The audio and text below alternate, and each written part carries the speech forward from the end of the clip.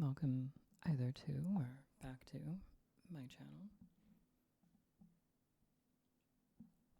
I've been reading this book, Norwegian Wood, by Murakami, and it's been sort of vaguely reminding me of Catcher in the Rye.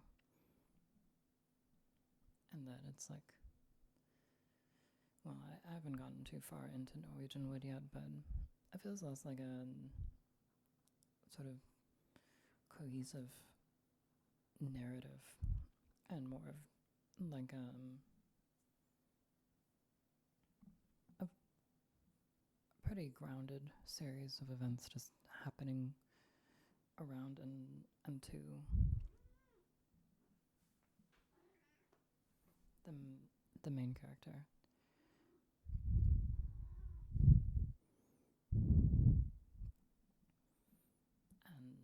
And, they respond with varying amounts of apathy.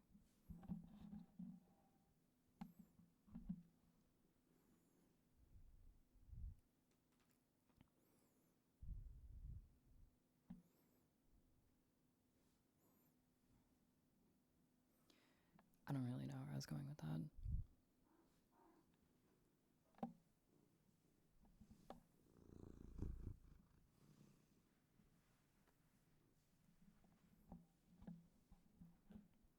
Mimi says hi.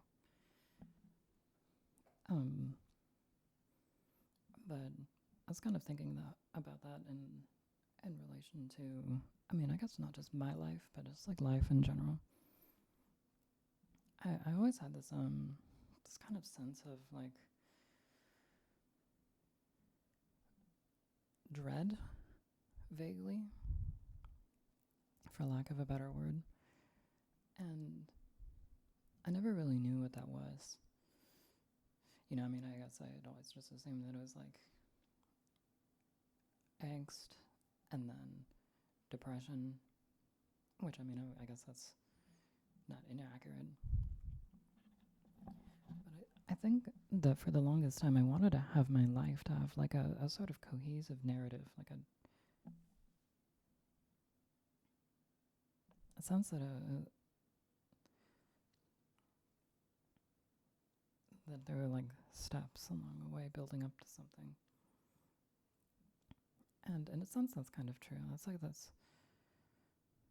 But it's like happenstance, right? It's, of course, you're not going to have like a hero's journey and like have every part of your life have like some kind of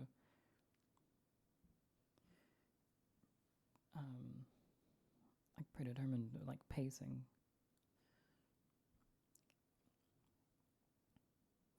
I think a lot of the beauty in life is actually going to be that it is messy and happenstance and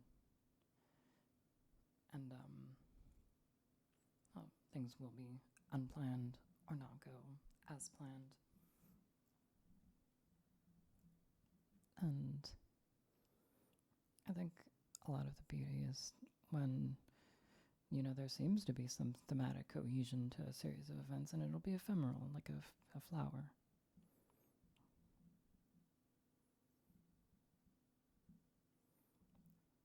I think it actually could be pretty disturbing if we were permanently defined by any one thing deterministically.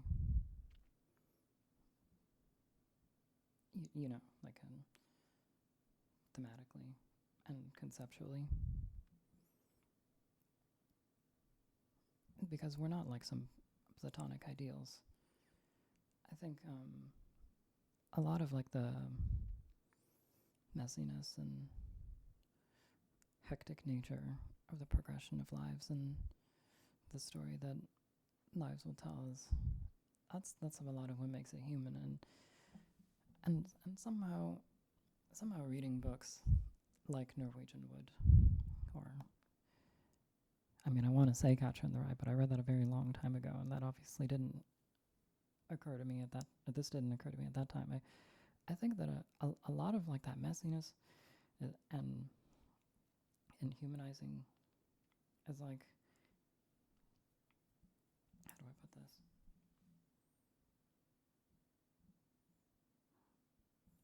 I feel I feel that the frayed story of a life and the loose ends and all of that sort of thing. And it lends authenticity and relatability. I think often in media, I'm not even going to say these days. I mean, this has been something that has been ongoing since like the dawn of storytelling, right? Before the age of writing,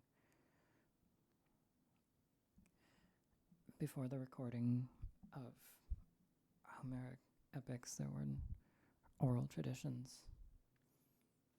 I mean, and that's just to speak of that sphere. There's obviously more cultures with more oral traditions.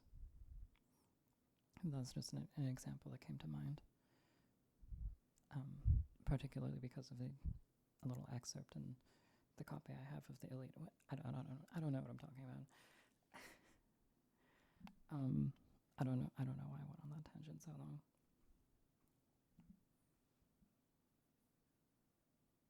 You know, people have for the longest time been trying to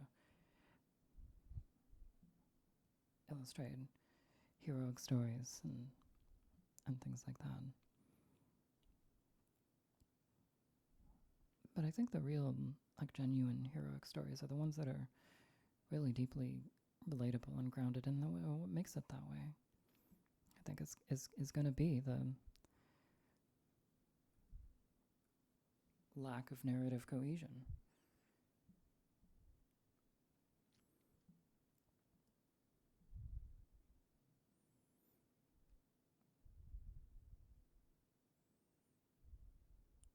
You know, I think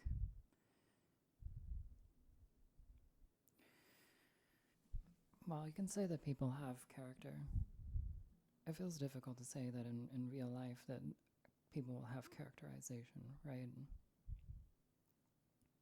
That would be a horrible thing if we were defined so. I'm not going to say statically, but cleanly cut. I mean, it wouldn't be static, right? Because often there will be character development, right? But you know, that's always going to be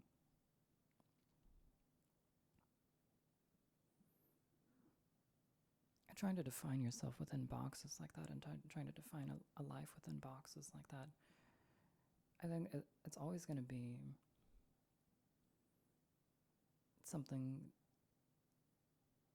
that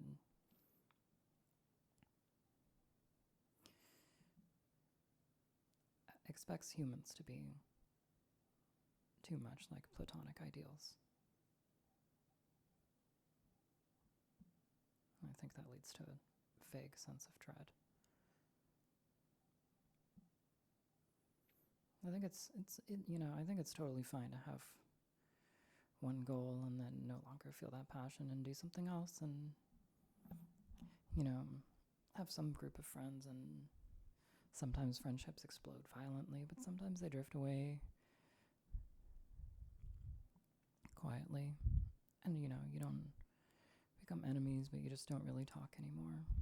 And somebody that you used to love very deeply, you know, same thing, could explode violently. You could drift away quietly. And, you know, sometimes you don't really know why. I don't know why I don't want to pursue such and such an ends anymore. And, you know, that it feels weird having that no longer define you, and that's something that used to be so deeply part of your character. Or so you thought.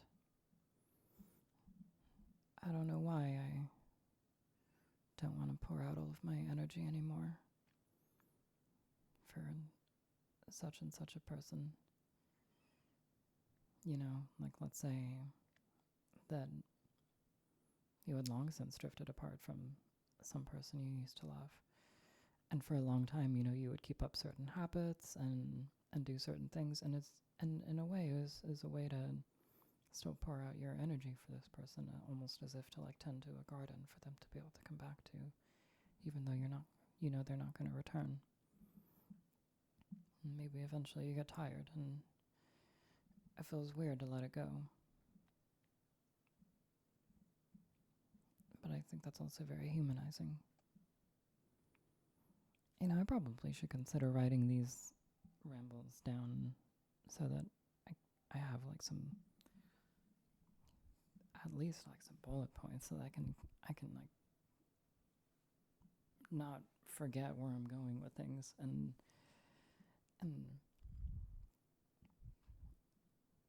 and if I do go on tangents, you know, have them be maybe controlled, but